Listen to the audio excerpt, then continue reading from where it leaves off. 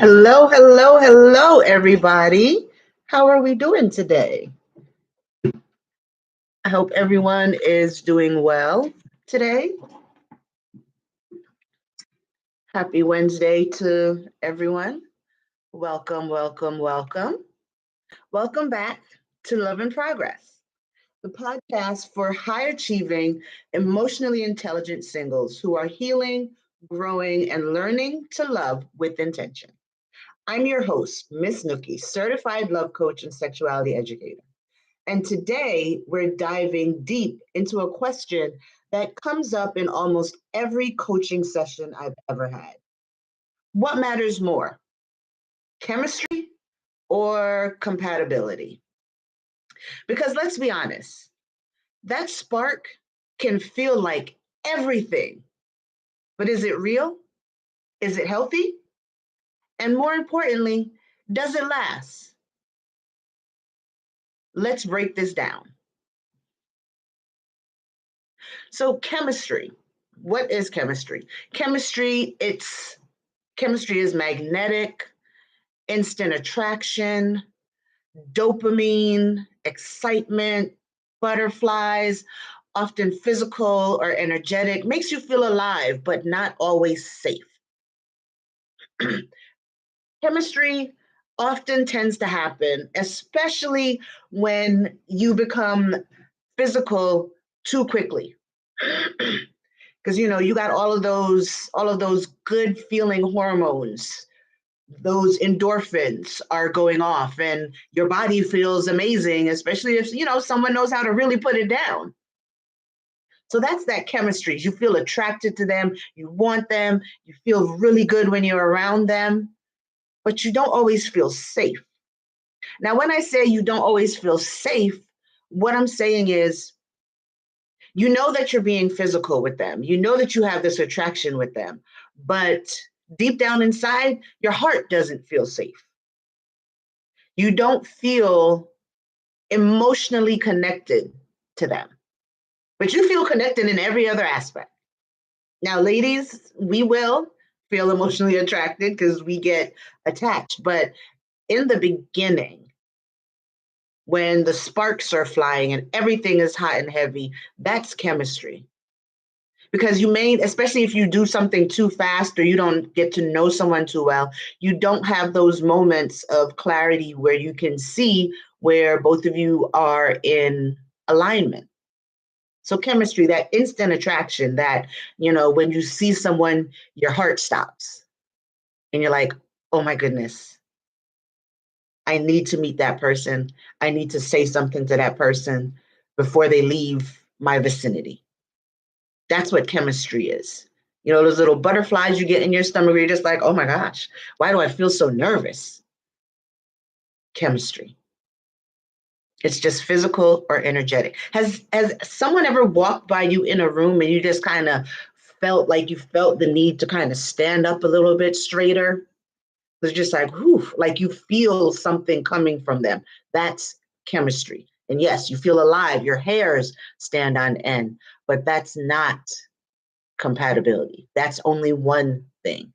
Yes, chemistry is definitely needed for relationships, but oftentimes we get stuck in relationships because we only have the chemistry. You need more than the chemistry. You need the compatibility also in order to have a true healthy relationship. Now, compatibility. What is compatibility? It's shared values and life goals. It's emotional safety, healthy communication, and relational maturity. A slow burn, sustainable, and secure. So that compatibility part, it comes when you start to talk to that person more and you realize, hey, we both want to retire in another country. Or hey, we both want to be married. We both want children, or we both want to be married with no children. Or we don't, or neither of us wants to be married, but we want to be in a long-term sustainable relationship. Those are shared values. You may want to buy a house together. You may, be looking for a partner who you can build a business with. That's what shared values and life goals are. Now, in terms of emotional safety, how it shows up as compatibility, you feel like you can say anything to them.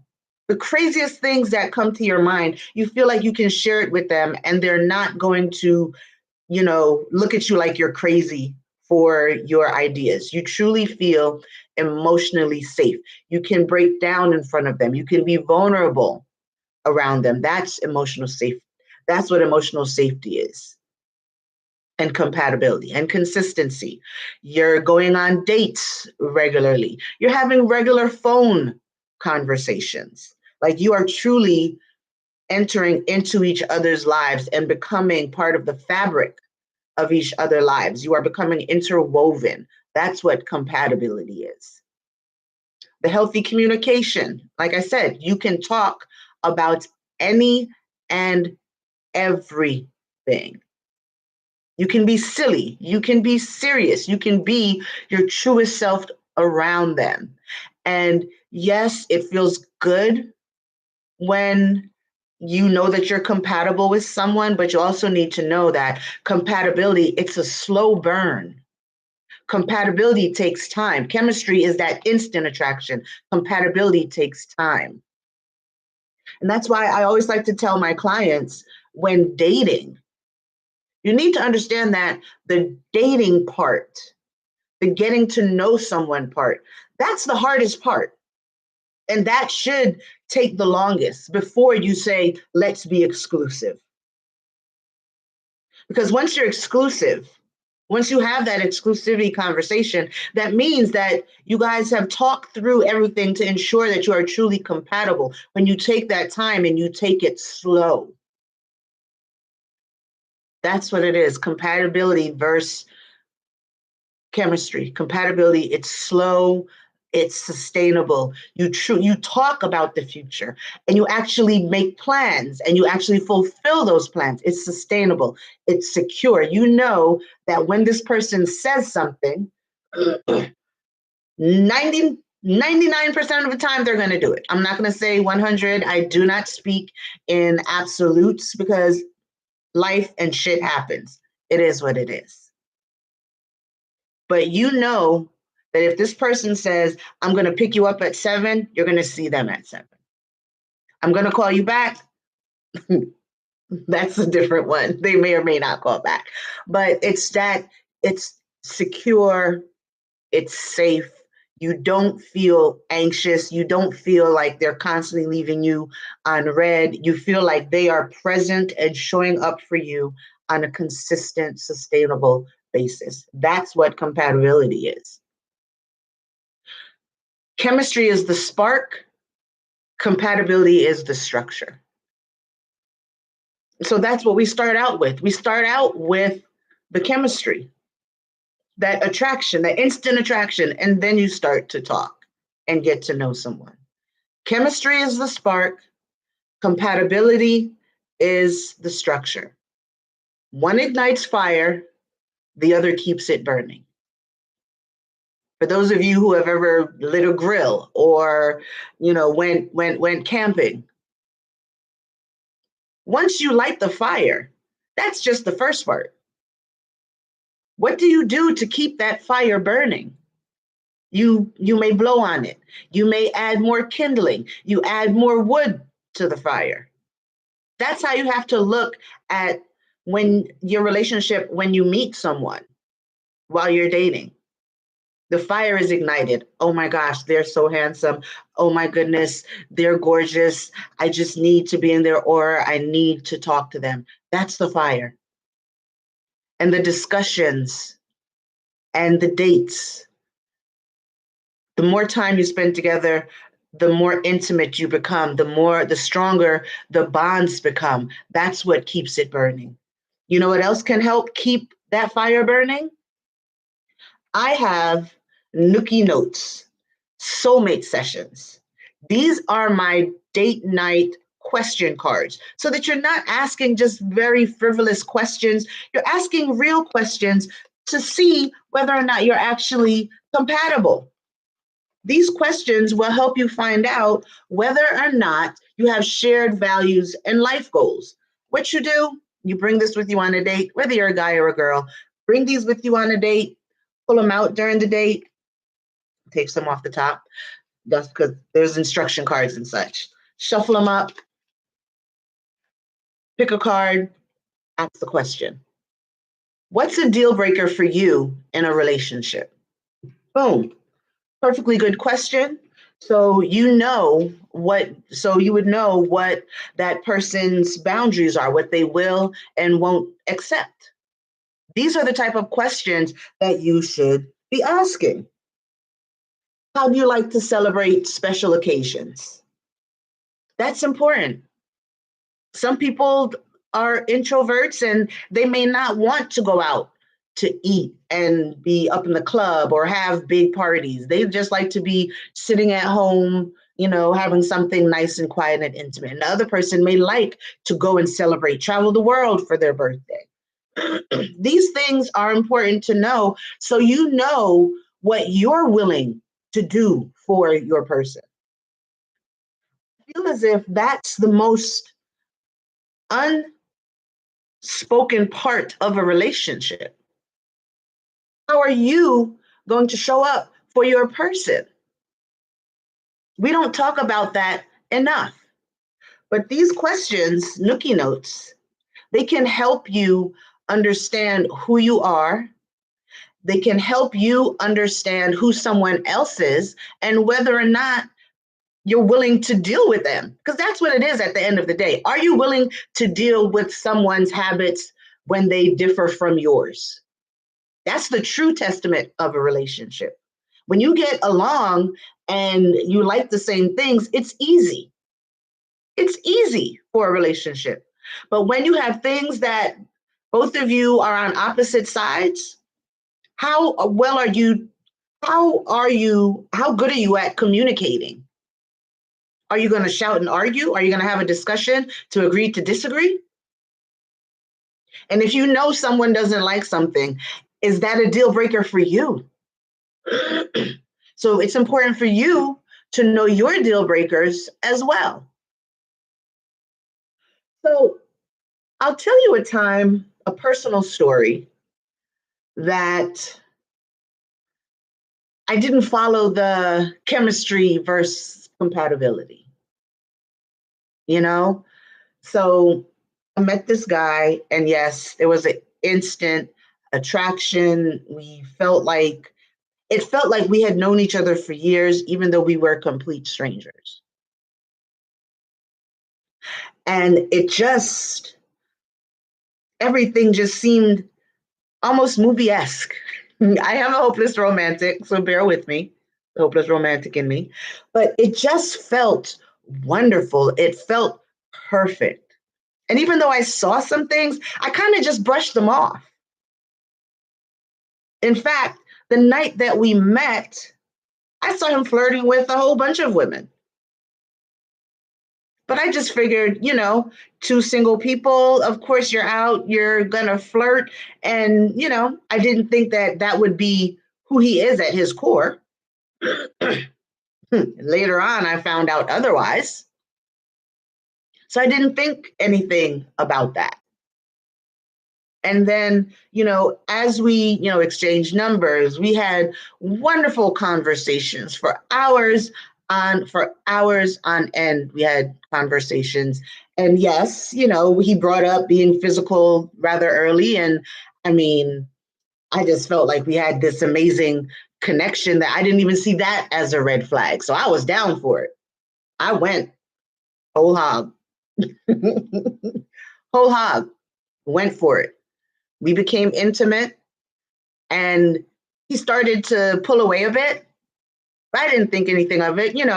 We all have lives. You have your life, I have my life. We're busy, kids and jobs and XYZ. I didn't think anything of it. Because every now and then he still reached out to me and we still had these amazing conversations and, amazing intimate relations. So I wasn't thinking about it. And then, as time went on, days would go by where I may not hear from him, but he always planned dates. We always had date nights, which always ended up physical. And, I'm just thinking, okay, this is just the ebb and flow of relationships. And we talked about some of the questions on my cards. And at one point he was like, I don't want to feel like I'm being interrogated anymore. I don't want to do any more questions. Let's just talk about life. Let's just talk about everything else. And I followed his lead because I'm submissive at my core. I didn't think anything of it.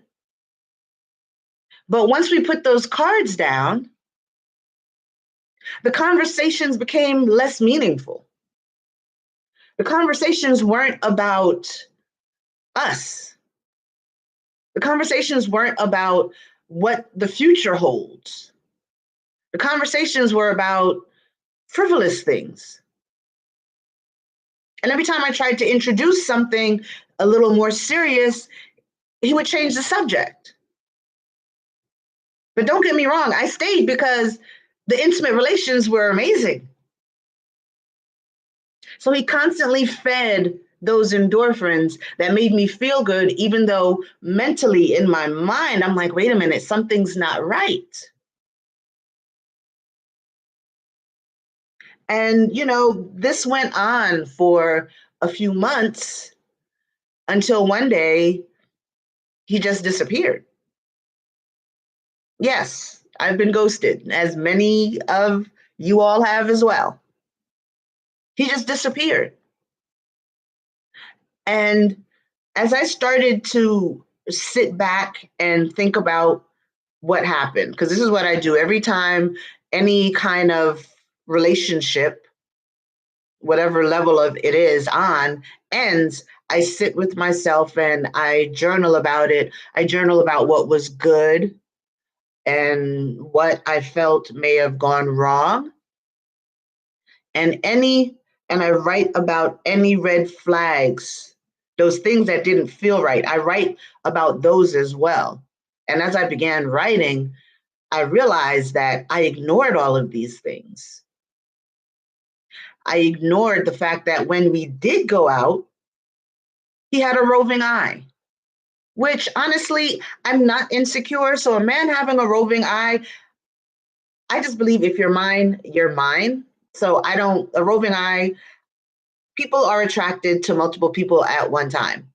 That's just the nature of people. So I didn't think anything of it. But yes, he did have a roving eye. And the next red flag, he didn't want to go through the questions anymore. He didn't want to get to know me any better. And then the communication started to become distant. So all of these red flags I ignored because I was always looking forward to being physical. I was always chasing that high rather than trying to focus on the compatibility part. But, the connection was intoxicating, but the values didn't align. And I should have noticed that sooner. Once I felt that red flag, I should have addressed it. Addressed it so that we could have continued, or addressed it so that we could have stopped right there, rather than allowing him to control everything to the point where he just decided to disappear, because I guess he was just over me. Have any of you out there been through this? I know you have. You kept hoping things would click, but the conversation stayed surface level. And it just didn't. The fire was ignited, but then it burned out. And that's what happens lots of times if you're not paying attention to the red flags in the beginning. We cannot consistently turn red flags to green. A person is who they are. And you need to believe them when they show you and tell you who they are. People change for themselves when they are ready. I'm not saying people can't change, because they can, but they're not going to do it until they are ready. And they may not do it for you. They may end up doing it for the next person. And that's just the reality of life. And these are the things that you need to be aware of while you're out here in these streets dating. That's really what it comes to. So, the lesson of my story, that rush isn't always love. Sometimes it's your nervous system trying to create familiar chaos. I want to say that one more time so that you can really understand what I just said. That rush isn't always love. Sometimes it's your nervous system trying to recreate familiar chaos. It's just trying to recreate those endorphins, those feel good hormones. But mentally, you're not connecting. Mentally, you're not heading in the same direction. So please be aware of the chemistry, the fire that ignites. But what are you going to do to sustain the fire? And if you feel like you need help sustaining the fire, that's what I'm here for. All you have to do, head on over to missnookie.com and schedule a free consultation. Let's talk. Now, there are common dating traps. There are common dating traps that I need for you to be aware of while you navigate these dating waters. The trauma bond trap. When someone feels familiar but unsafe, intensity isn't intimacy. Lots of times we think that being compatible means, oh, we both had exes that cheated on us. We both had exes that were physically abusive. That's a trauma bond. That's not a true relationship compatibility bond. You're bonding because you are on one accord in terms of something negative that happened to you. No good can come from that without further help. Because lots of times we'll be out there and someone will say something that happened to them, that happened to us, and we're like, oh my gosh, it's like we're the same person. We've been through the same things. Okay, but what work have either of you done to recover from that trauma? And if one can't help the other to get through it so that it's no longer something that truly affects your life, then what good is it to trauma bond? You know how to make it through trauma. That's all it is. And just because someone put you through that trauma and you trauma bonded with someone else who's been through that trauma doesn't mean that that person isn't going to traumatize you the same way. You see how that works? Because lots of times, things that have happened to us, whether we know it or not, lots of times we do the same thing to the next person. Sometimes it's a vengeance because we didn't heal from that breakup. Sometimes it's subconscious and you don't even realize it because your body, your mind, your spirit, your soul has not healed from that trauma. So you continue to perpetuate what you went through. And that's why trauma bonding, it's not good while dating. The next common dating trap, the chemistry high. Now, it's all about the newness. People like to chase the thrill of newness, but fear depth. When something is new, it's hot and heavy, and it's amazing, and it's wild, and it's crazy, and it feels so damn good. But then when someone tries to pick away at that wall you have built up, you're not doing that. You're not going to be vulnerable. You just want that newness. You want that fun part. You want that fun part of the relationship where everything is squeaky clean and everything is wonderful. And that's what you have. It's new and feels good and feels amazing. You want to stay, you want to lock in that state of mind. Because when someone, sometimes it happens when someone pulls out the cards, when someone pulls out the cards and start asking real questions, and then they're ready to shy away and they're like, no, I don't want to ask those questions because they fear depth. They fear being vulnerable. Maybe because being vulnerable in the past has hurt them. Maybe it has, in essence, their vulnerability was used by someone in the past to hurt them.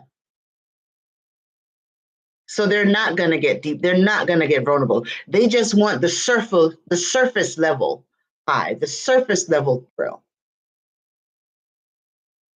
So be mindful of that. Be mindful of the chemistry high.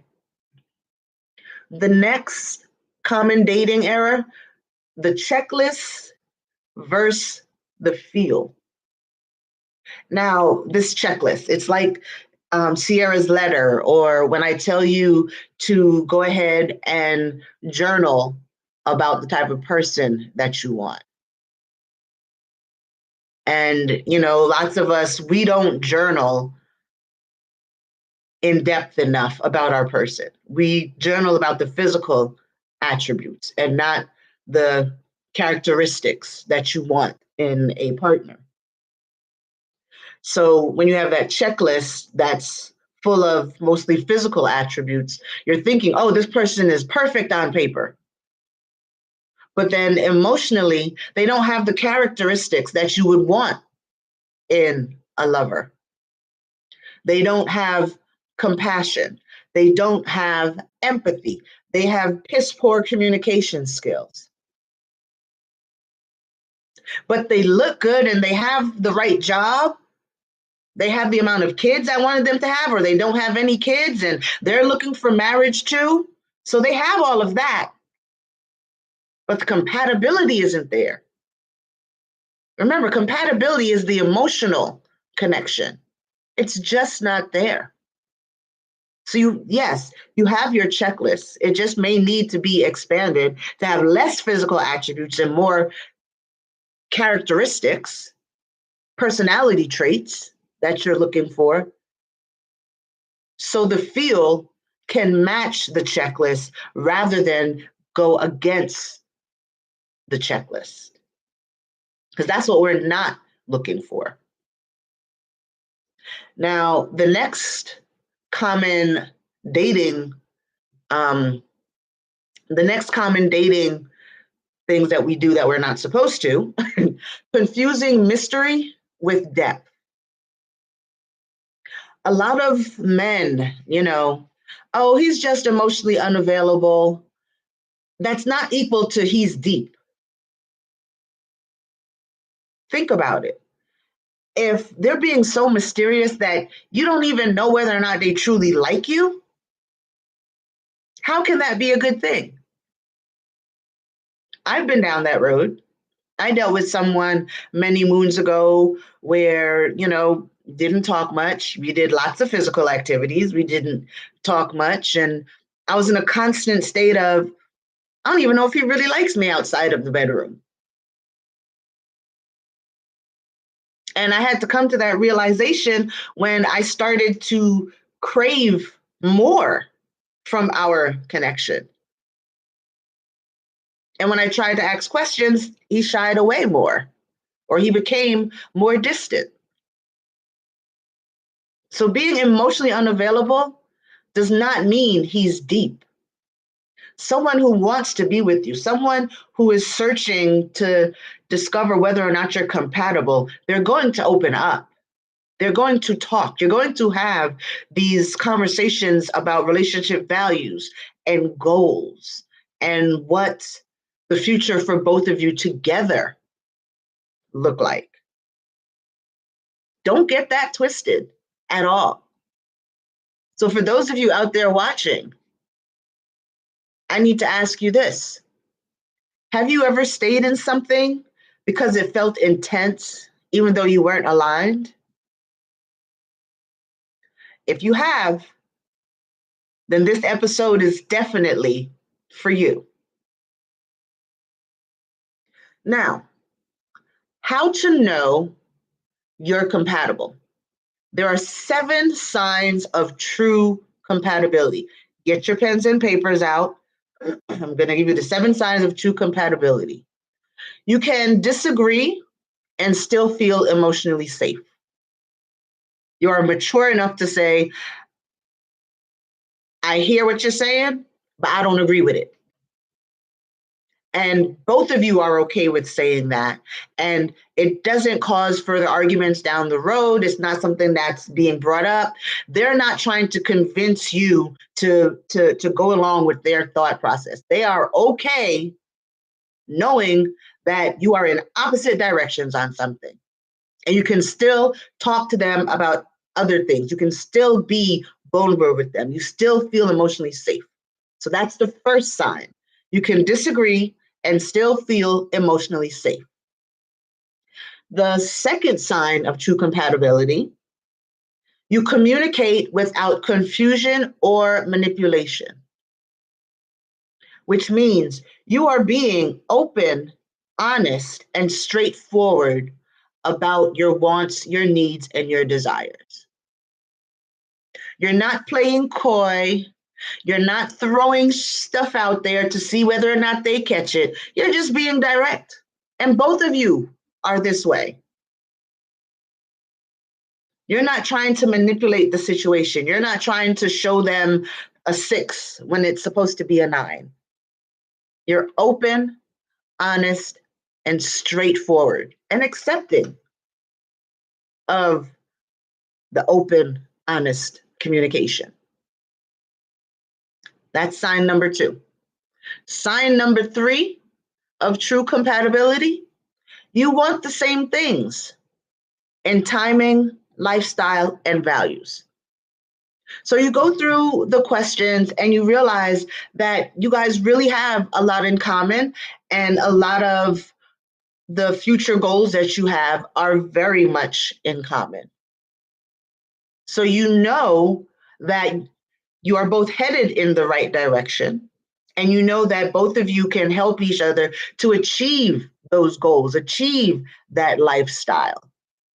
And honestly, when you meet someone like that, the timing of it all, when I tell you the timing of it all, it will go super fast.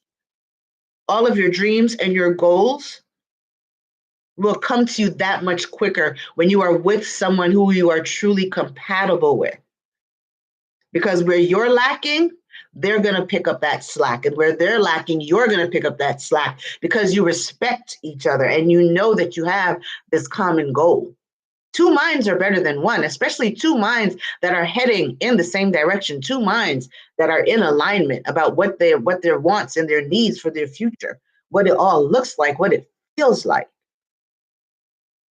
So for those of you out there who are single, truly focus on compatibility and watch your life just flourish.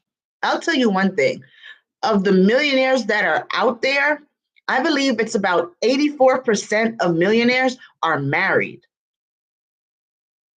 Think about that statistic. They are married. And that marriage helps that they're happier because they have a partner, you know. As good as you feel being alone, as much as powerful as you feel being unpartnered, every now and then loneliness does tend to creep in.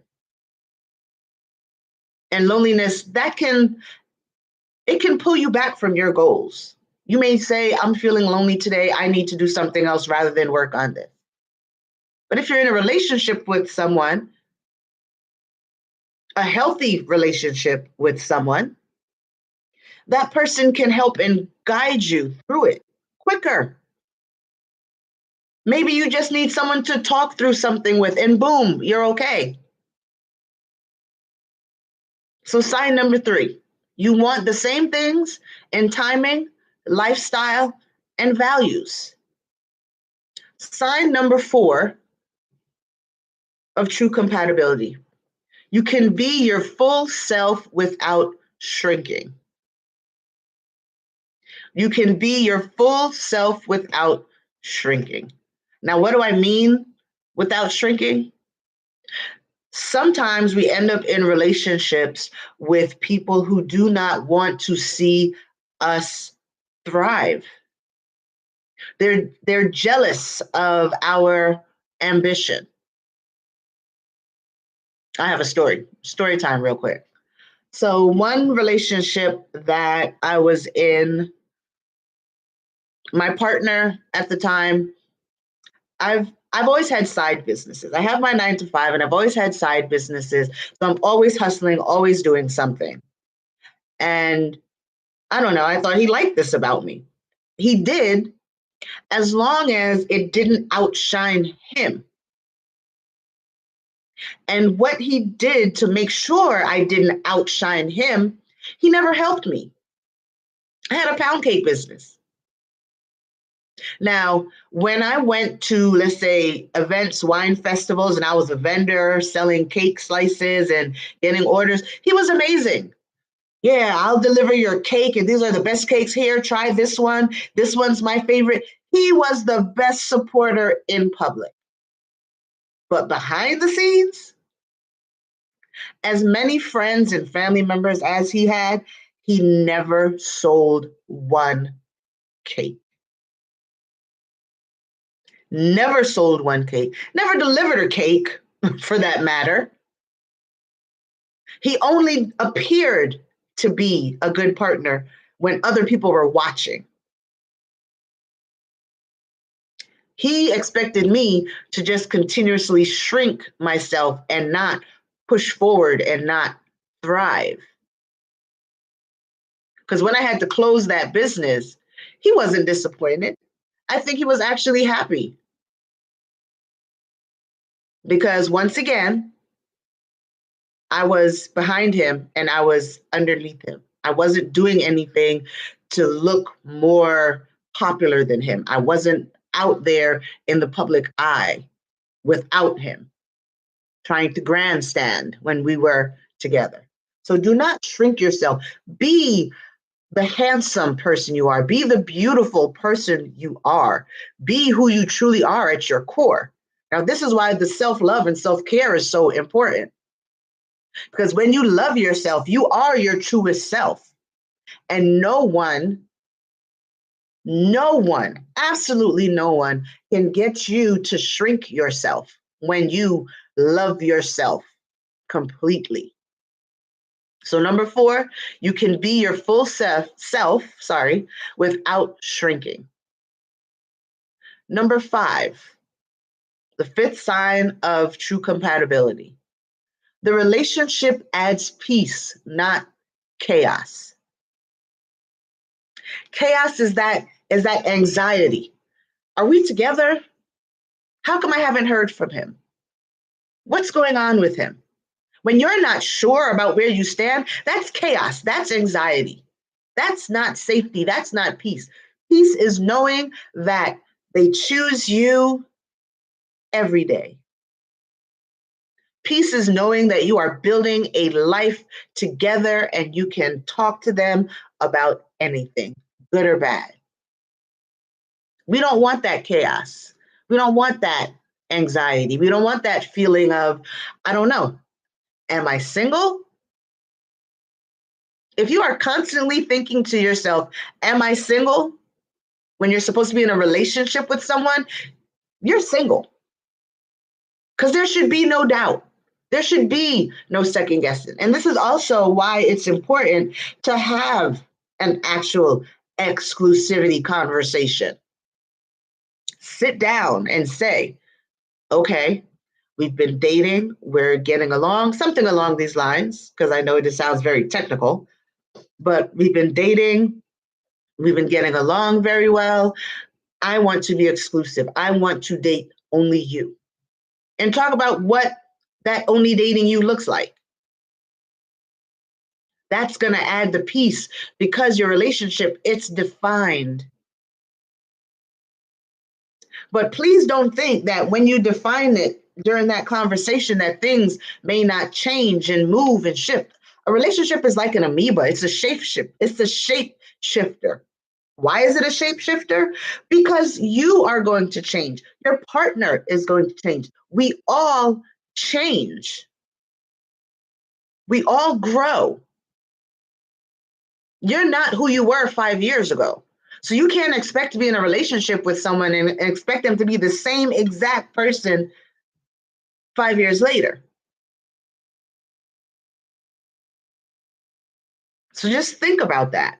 Having that conversation to give you that peace. If you don't have peace, you are not compatible. And baby, you are not in a relationship. Number 6, the sixth sign of true compatibility. They make room for your healing, not just your highlights. Now, when I say this, they make room for your healing. Healing never ends. If someone is telling you I'm healed, they don't know what they're talking about. Healing, it's a process. And you're constantly healing from different things. No one is completely healed and perfect. We all got some kind of issue that we're dealing with.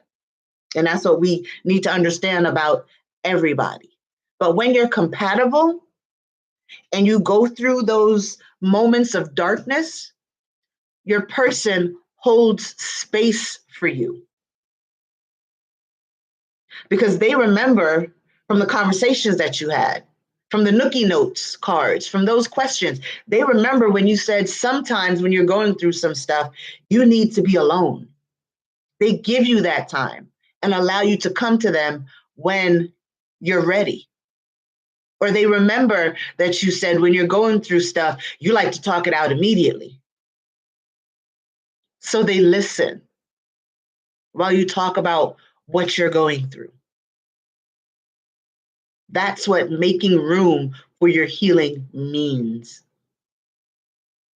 They allow you to be vulnerable. They allow you to express pain. They allow you to just take a beat. You are two separate people, two separate personalities, even though you may be compatible in terms of what your goals and your values are. As people, you're different and you're going to deal with things differently. And you want someone who accepts the differences that you have. I think we need to change our mindset when we're looking for our person. Look for someone who can't live without your bad habits, someone who will hold space for you during trying times. That's what compatibility means. They make room for your healing, not just your highlights. Number 7, you grow better together, not smaller for each other. Remember what I said previously? When you have your plans and you know what you want your life to look like, you know whether or not you want to have businesses, what kind of homes you like, what kind of vacations you want to take. You're growing bigger and better together. Neither of you feel small. Both of you feel seen, and both of you show up fully and completely. That's what compatibility is. I'm going to go over the 7 before I move on. Number 1, you can disagree and still feel emotionally safe. Number 2, you communicate without confusion or manipulation. Number 3, you want the same things in timing, lifestyle, and values. Number 4, you can be your full self without shrinking. Excuse me. Take a little drink here. Mouth getting a little dry. Number 5, the relationship adds peace, not chaos. Number 6, they make room for your healing, not just your highlights. Number 7, you grow better together, not smaller for each other. Those are the 7 signs of compatibility. And here's an affirmation for you to write down and take away with you. I choose partnerships that bring peace to my spirit, not pressure to my body. Okay. I choose partnerships that bring peace to my spirit, not pressure to my body. Now, I have some people sent in some questions that I want to talk about for the last 15 minutes of the show. Someone asked, can chemistry turn into compatibility? Most definitely. Most definitely. Once there's emotional maturity and effort, chemistry can turn into compatibility. Because what is compatibility again? It's keeping that fire lit once it's ignited. Intentionally, you're throwing that kindling on. You may be adding a little gas to it. You're adding more wood to it. You're keeping that fire burning. You're making sure you are committed to making sure that that fire doesn't go out. That's part of what compatibility is. The next question, what if there's no chemistry? Now, there are situations where you may meet someone and it's lackluster. The fireworks, the bells, the whistles, the instant attraction is not there. However, the conversation captivates you. So you're more willing to say, and I want to get to know this person a little bit more. I want to see what this person is truly about. There's no chemistry, compatibility can still be there because slow burn connections often lead to deeper intimacy. Once someone has your mind, your body will follow. The sapiosexuals out there, I know you definitely understand what I mean when I say that. For many of us, you capture our mind. You have those amazing, thought provoking conversations, those conversations that make you feel familiar, those conversations that show how your thought processes are in alignment or how the lifestyle you want and your values and your goals are similar. They take time. And those connections will truly give you that boom. Like back in the day when you would watch TV shows and they would have dynamite and, especially like in the cartoons and they have like that long rope. That's what it is if there's no chemistry. You light that rope and it's sizzling. It's sizzling before the big boom, before the chemistry. And honestly, those are truly the better relationships because the connection is different. Story time. um, Many moons ago, there was a guy, he lived in another country. So we couldn't see each other. We couldn't rush into the physical. But we had the best 4, 5, 6 hour conversations. And this was daily, talking about any and everything under the sun. And we did that for about 4 months. So that connection was there. That emotional connection was there. And when we finally saw each other, baby, I call him my white lighter because with him, I saw a white light. The emotional connection that we had was so amazing that physically, things just transcended to a whole different level physically. Now, it didn't work out because the two different countries, it didn't work out, but it was an amazing experience. So I definitely understand the slow burn connections, the ones that where you talk more and get to know each other better. Because you're creating bonds, you're becoming mentally intimate by doing this. So that when you finally get together physically, you're not just being intimate physically, you're being intimate spiritually, mentally, and emotionally. You're getting everything. You're getting all the bells and whistles. So when you can, opt for those slow burn connections so you don't feel like you're lost and confused because you were physical too quickly. Another question that was asked, why am I only attracted to unavailable people? Now, this goes along with attachment styles and trauma patterns.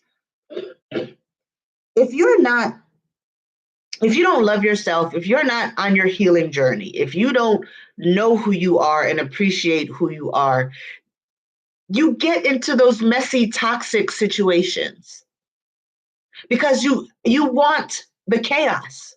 Some people thrive in chaos and toxicity. And that's why many times people often say, I keep dating the same type of person. Because that's you like that high. You like the high of arguing, you like the cursing out, and then you like going back to the high of arguing rather than having something that's a little more even keel. You like the up and down spikes. And then when it comes to attachment styles, there are varying attachment styles, which I will do a full breakdown in another show. But there's an avoidant attachment style. That's the type of attachment style. I like you. I really like you. I want to be with you.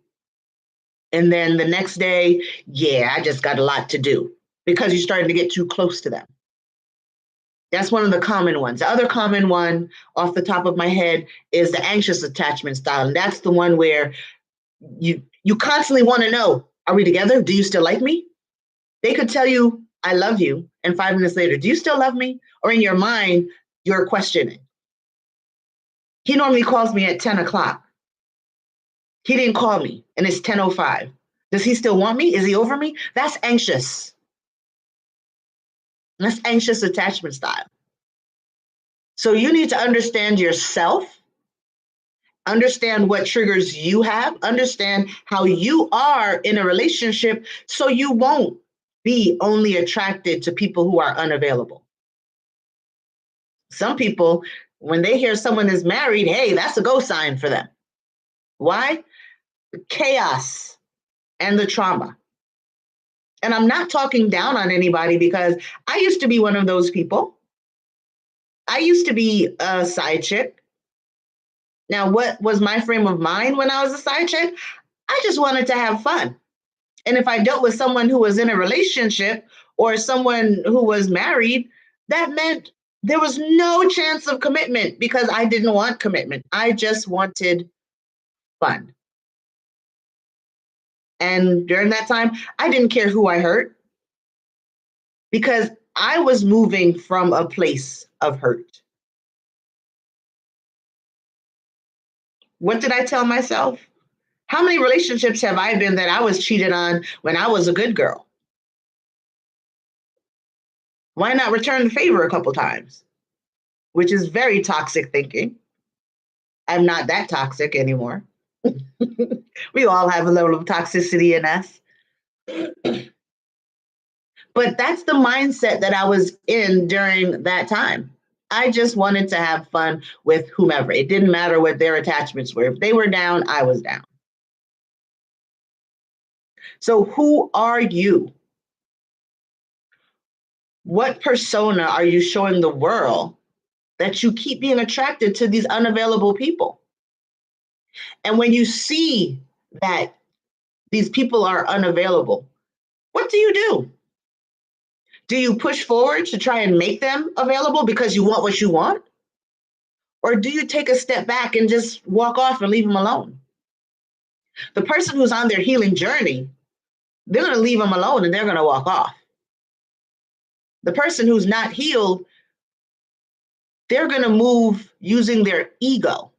And they're going to do everything in their power to get them, even if they just get them once. Because sometimes that's what people are out here in these dating streets doing. They just want to know that they got it. and that they can hit that 1 or 2 times. That's all.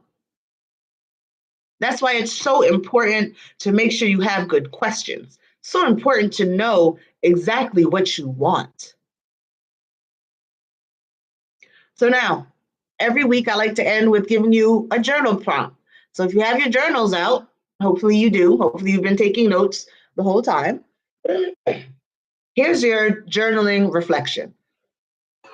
Excuse me. What does my attraction style reveal about my healing? You can definitely go and Google attachment styles and learn about it. There's actually an attachment style test that you can get that will give you a full breakdown of your style and what do you need to do to heal from that? What do you need to counteract your attachment style? Now it's time for a guided visualization. We're going to do an emotional reset. So please close your eyes. Close your eyes. Take a deep breath in through your nose, out through your mouth. Again, in through your nose, out through your mouth. One more time. In through your nose, out through your mouth. Imagine a relationship that makes you feel safe, seen, and supported.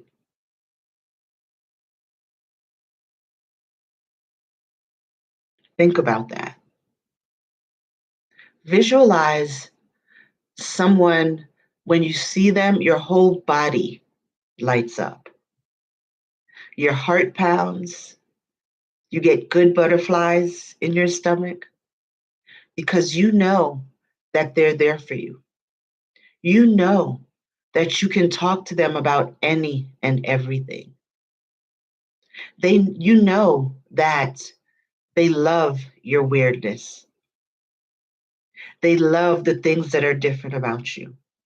They love the way your mind works. And they love being intimate with you. You connect with them on all levels: physical, mental, emotional, and cosmically. Breathe in through your nose, out through your mouth. Open your eyes. I hope that emotional reset really helped. Now, on to some journal prompts for this week while we prepare for next week. What does compatibility feel like in my body? Really think about that. The last time you felt like you were compatible with someone, what did that feel like in your body? Did your shoulders relax? Did you feel like you could just whew, let everything go and exhale? And the next journal prompt: where in my past have I chosen chaos over calm? So I need you to write about these things this week and review what you wrote about. And if you have questions about what you wrote about, feel free to head on over to missnookie.com and book a free consultation so we can talk about your journal prompts. What does compatibility feel like in my body? And where in my past have I chosen chaos over calm? I just want to let everyone know you deserve more than the spark.